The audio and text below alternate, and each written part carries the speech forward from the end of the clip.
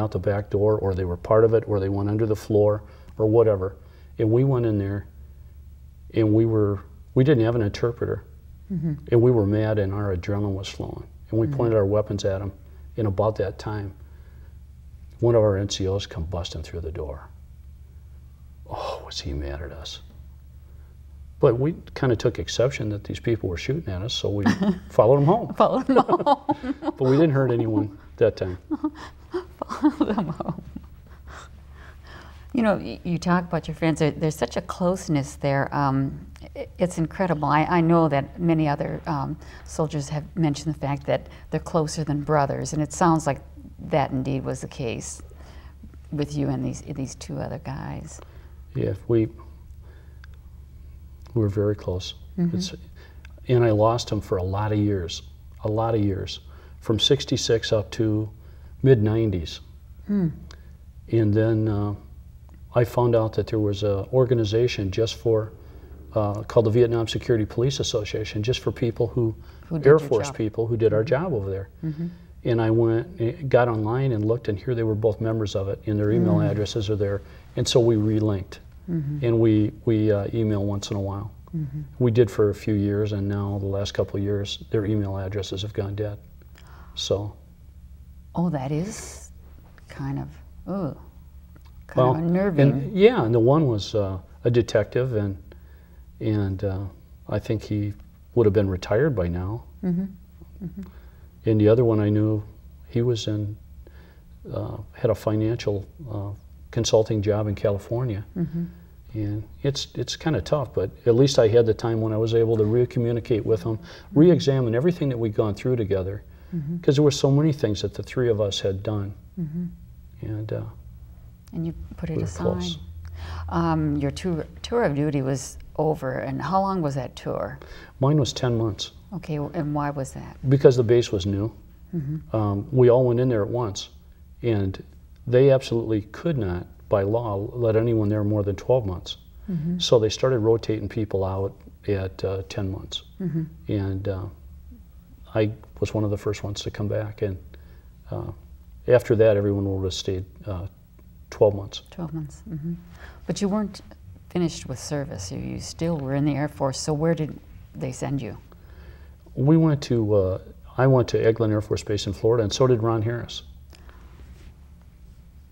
So I came home for 3 weeks, back to Dubuque, and then I spent the last few days of my leave with his family down in Kentucky, and got to know him and his fiancée and his family.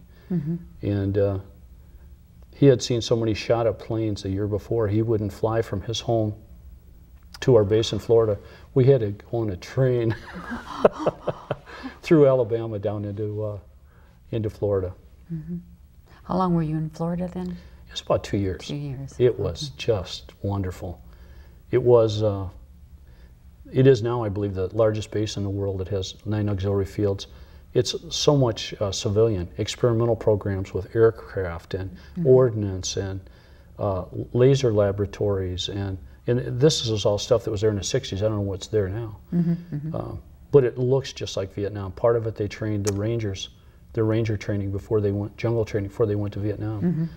The Green Beret, the movie The Green Beret was filmed there, much of it while I was there. While you were there? Oh, yeah, because it looks so much like Vietnam.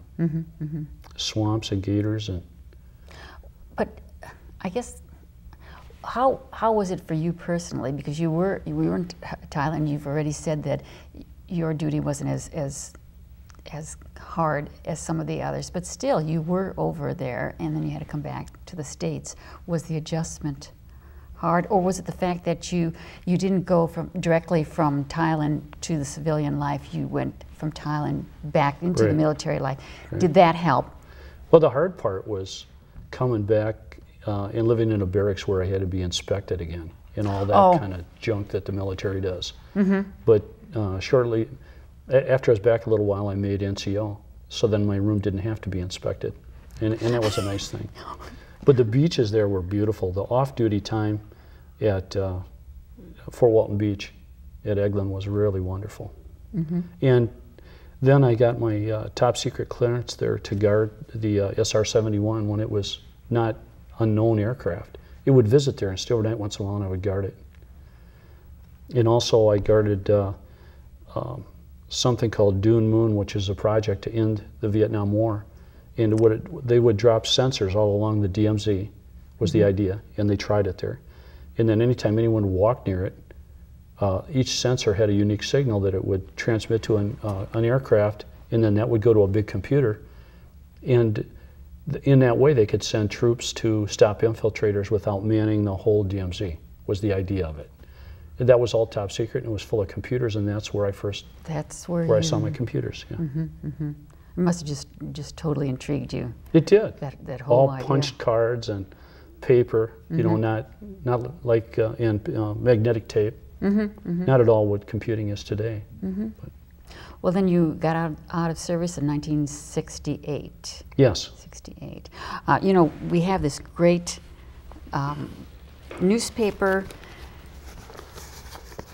you know, article that it's interesting because it says South Vietnam surrenders, and the date on it is April 30th? 1975. Right. So, you know, the war was still going on, your part was over, but I can't get over the fact that you saved that. That's fantastic.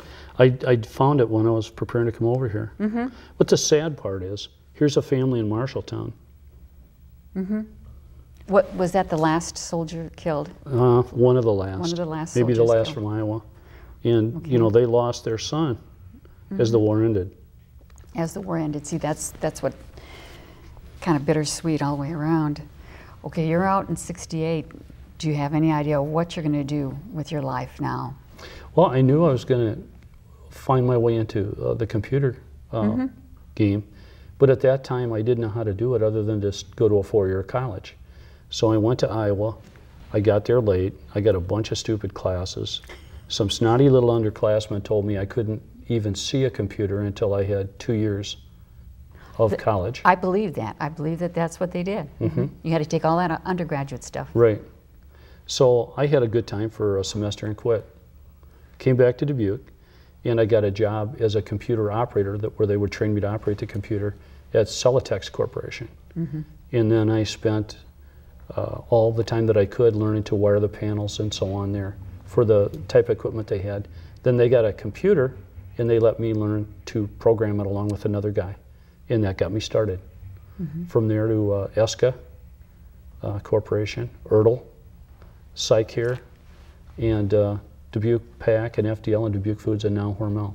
And it'll be, you'll start your, what year? 40th year. 40th year in January. In January, yes. Oh, unbelievable. And look, you know, look where it started from.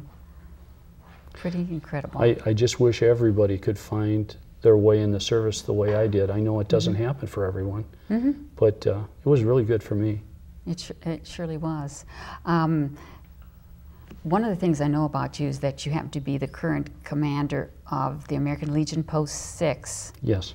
And you mentioned the Vietnam Police Association Security. Okay, so those are two service organizations. Had you always been involved in a service organization? No, or was no. This I also new? Belong to the Tri-State Vietnam Veterans. Okay. Okay. And the VFW. Well, now, okay, Well, all four. But I did not belong to anything up till just a few years ago. And what was the catalyst? the catalyst was me finding Ron and Lynn and joining the Vietnam Security Police Association. But see, that's an organization that doesn't have a local chapter anywhere. They get together once a year for a reunion. People all over the country. And so there's no real chance to interact other than via email. No newsletter, no. No. So then the Tri-State Vietnam veterans put their memorial at Miller Park. And I said, I want to be a part of that. I haven't done a lot with them. I know some of them. I respect them.